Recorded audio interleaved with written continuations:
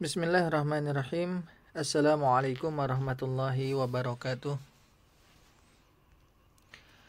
Alhamdulillahirabbil alamin, wassalatu wassalamu ala asyrafil anbiya'i wal mursalin, nabiyina Muhammadin wa ala alihi wa sahbihi ajma'in, amma ba'd. Ma'asyaral muslimin wal muslimat rahimakumullah. Alhamdulillah, sekarang kita telah memasuki pelajaran yang ke-8 tentang perubahan fi'il mudhari. Dalam pelajaran 7 kita telah mengenal perubahan bentuk fi'il mudhari sesuai pelaku. Yaktubu, yaktubani, yaktubuna, taktubu, taktubani, yaktubna, dan seterusnya. Nah, ini adalah perubahan-perubahan terkait dari pelakunya. Nah, yang sekarang perubahan fi'il mudhari pada huruf terakhirnya. Nah, inilah inti dari pembahasan nahwu di fi'il mudhari. Mudah-mudahan di pelajaran yang 7 kemarin itu teman-teman telah hafal perubahan-perubahan bentuknya. Karena bagian di pelajaran 7 tersebut adalah faktor kunci untuk mengerti pembahasan i'rab fi'il mudhari yang sekarang sedang kita pelajari. Sekarang kita akan mempelajari tentang fi'il mudhari dilihat dari huruf terakhirnya. Dan bagaimana fi'il mudhari mengalami perubahan. Ya, bagaimana prosesnya dari yaf'alu menjadi yaf'ala. Nah, itu perubahan itu. Apa saja perubahannya, ini yang akan kita pelajari. Kita masih ingat secara sederhana bahwa isim dapat berubah harokat dari dhammah menjadi fathah dan seterusnya. Ya, Muhammadun menjadi Muhammadan, bisa menjadi Muhammadin. Nah, ini namanya adalah i'rab isim. Inilah pembahasan nahwu. Adapun perubahan pada fi'il mudhari ini sedikit berbeda. Bukan dhammah jadi fathah jadi kasroh, bukan. Nah, kita akan mengetahui dengan jelas insyaallah di pelajaran ini. Pada pelajaran 4 sudah kita lewati tentang pembahasan i'rab, di mana fi'il memiliki 3 bentuk perubahan, yaitu rafa, yang kedua nasab, yang ketiga jazm. Mari kita membahasnya sekarang. Fi'il mudhari dalam bahasa Arab dapat diklasifikasikan berdasarkan huruf terakhirnya. Nah, inilah fokus kita ya. Inilah fokus kita, pembahasannya seputar huruf terakhir dari fi'il mudhari. Pembagian ini membantu kita memahami perubahan i'rab yang terjadi dalam fi'il mudhari.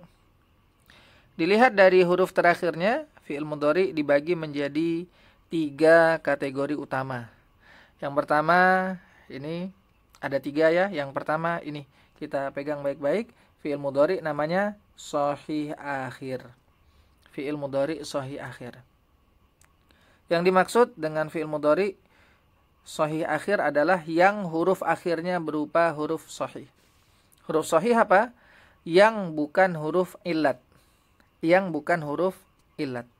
Huruf illat adalah ada alif, ada waw, dan ada ya. Ini 3 huruf illat.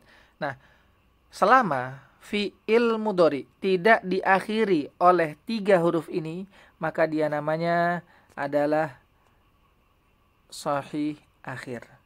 Namanya shahih akhir. Baik ya, ini insyaallah kita pegang, kita ingat istilah ini. Jika tidak ada huruf illat di akhir, maka disebut shahih akhir. Kita lihat contohnya. Ada yaf'alu. Yaf'alu. Ini namanya shahih akhir. Kenapa? Karena diakhiri dengan huruf lam. Nah, bukan huruf alif, bukan waw, bukan ya. Maka shahih akhir. Ada lagi contoh yatribu, yatribu, dan yajlisu.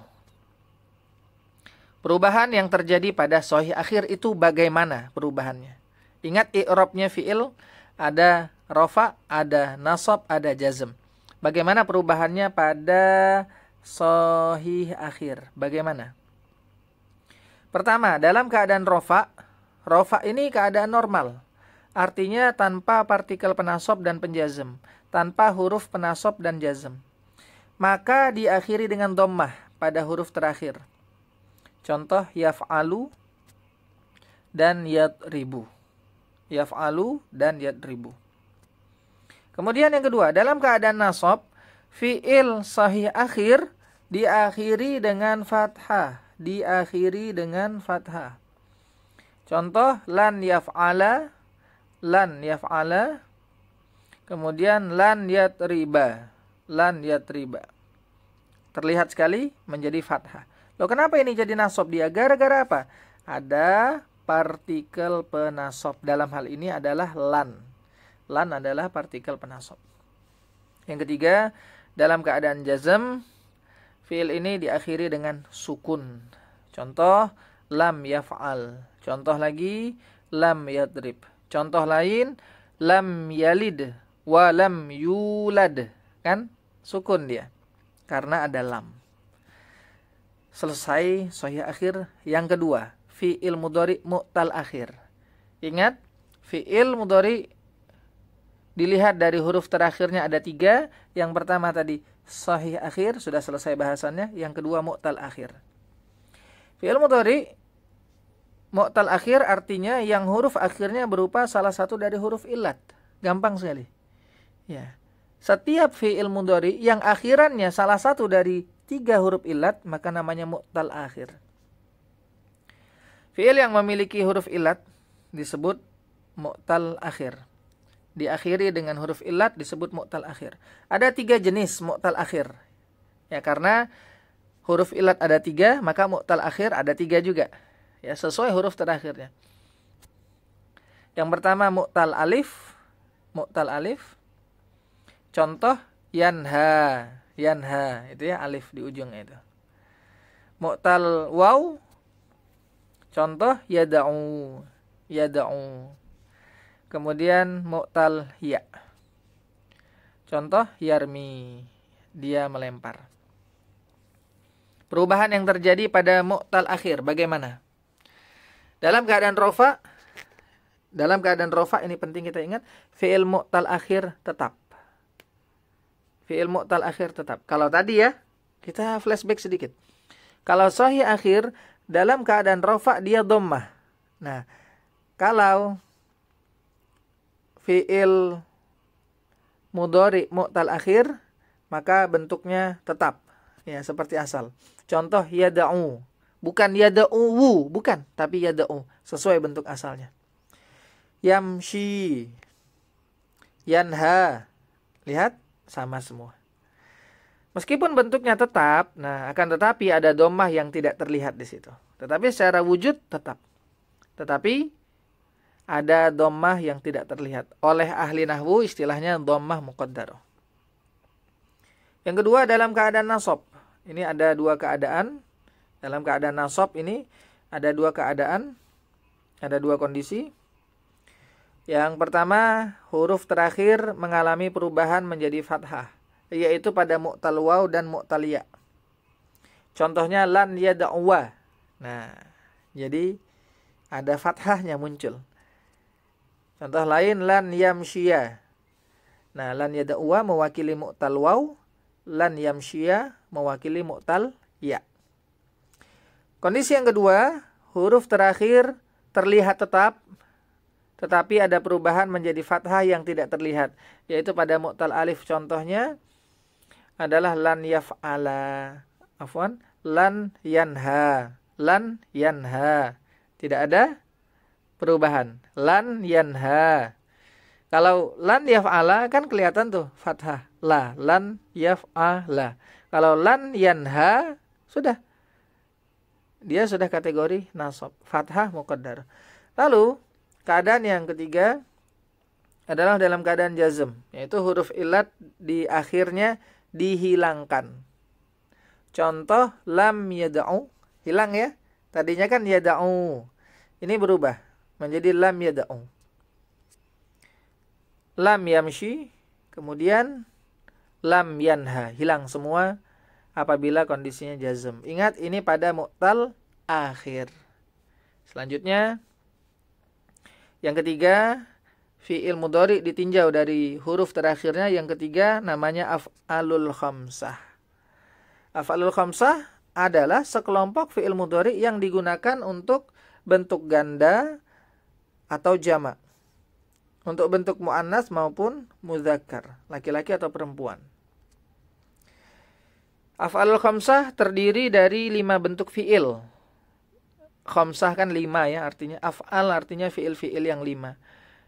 Maka dia tersusun dari 5 bentuk fi'il yang diakhiri dengan, nah inilah ketentuannya ya. Bisa lihat di sini huruf illat dan nun. Huruf illat dan nun. Ini satu paket ini.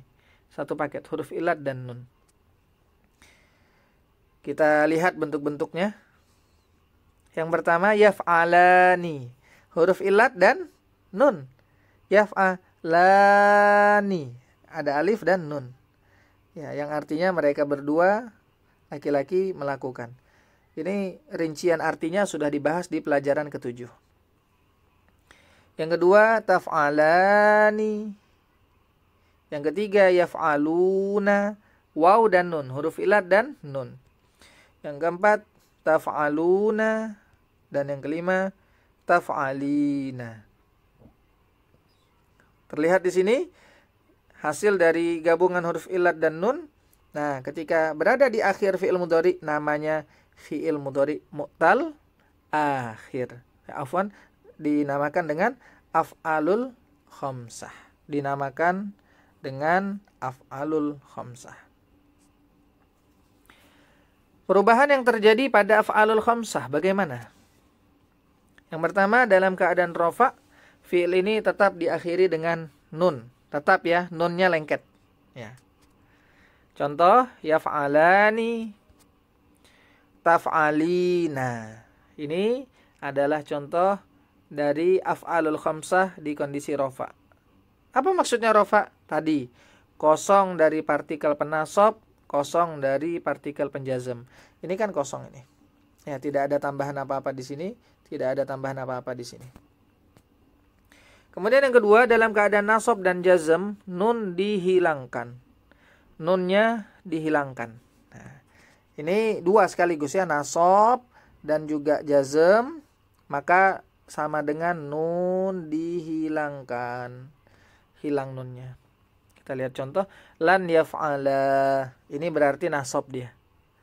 Lan yaf'ala. Kemudian contoh berikutnya, lam taf'ali. Ini jazm dia. Loh, dari mana membedakan ini Ustaz? Soalnya di sini sama-sama hilang nun. Dari mana tahu yang ini nasab, yang ini jazm? Taunya dari lan adalah partikel penasab. Lam partikel penjazm. Dari situ kita tahu bahwa yang sesudahnya nasab atau yang sesudahnya adalah jazm. Rangkuman materi ini. Pertama, fi'il mudhari shahih akhir tidak mengalami perubahan banyak. Kecuali pada harokat akhir huruf ya. Dhammah, fathah, atau sukun. Simple. Fi'il mudhari mu'tal akhir mengalami perubahan huruf illat pada akhir kata.